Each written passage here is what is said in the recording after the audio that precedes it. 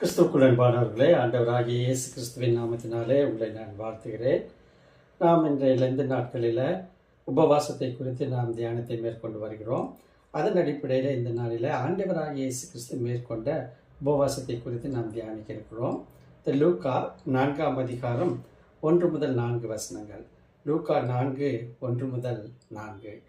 இயேசு பரிசுத்தாவியினாலே நிறைந்தவரா யோர்தானை விட்டு திரும்பி ஆவியானவராலே வனாந்தரத்துக்கு கொண்டு போகப்பட்டு 40 நாள் பிசாசினால் சோதிக்கப்பட்டார்.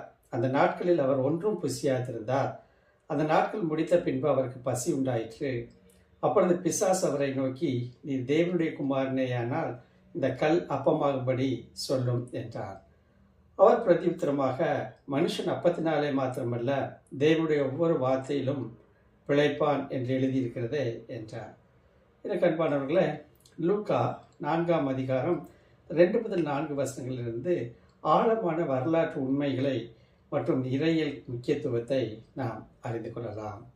ஆண்டவராகிய இயேசு கிறிஸ்து ஒரு கீழ்ப்படிதல் உள்ள உண்மையான இஸ்ரவேலன் என்று இந்த பகுதி நமக்கு காட்டுகிறது.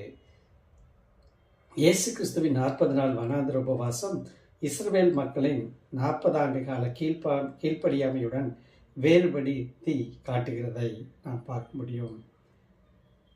இந்த ஆண்டவராகிய இயேசு கிறிஸ்துவின் மனித நேயம் அவரது சோதனை மற்றும் சரீர தேவைகளை விட ஆன்மீக தேவை வாழ்வாதாரத்திற்கு முன்னுரிமை அளித்த வேத வசனங்களை அவர் சார்ந்திருப்பதை உறுதிப்படுத்துகிறது.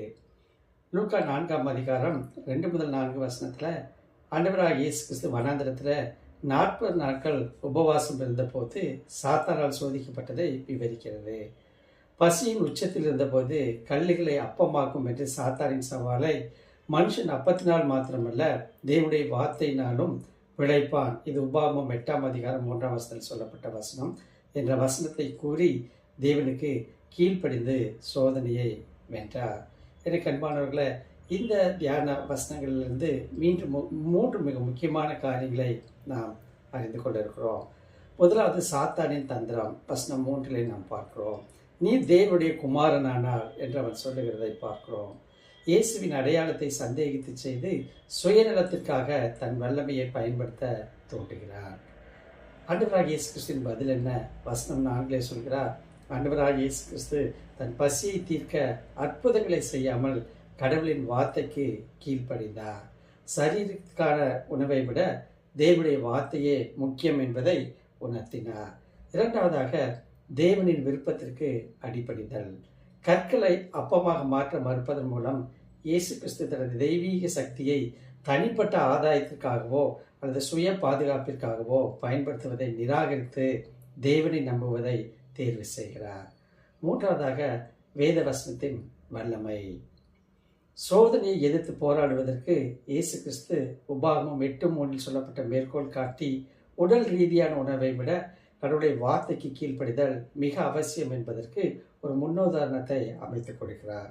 அன்பானவர்களே, இந்த பகுதி ஆதாமை போலல்லாமல் பரிசுத்த ஆவியையும் கடவுளுடைய வார்த்தையும் நம்பி இயேசு கிறிஸ்து சோதனையை வெற்றிகரமாக எதிர்கொண்டார் என்பதை எடுத்து காட்டுகிறது. மட்டுமல்ல, இது நம்முடைய வாழ்க்கைக்கு ஒரு முன்மாதிரியாக அமைகிறது. அப்பேற்பட்ட கிருபை தாமே திரியேக தேவன் தாமே நமக்கு தந்தருள்வாராக. ஆமென்.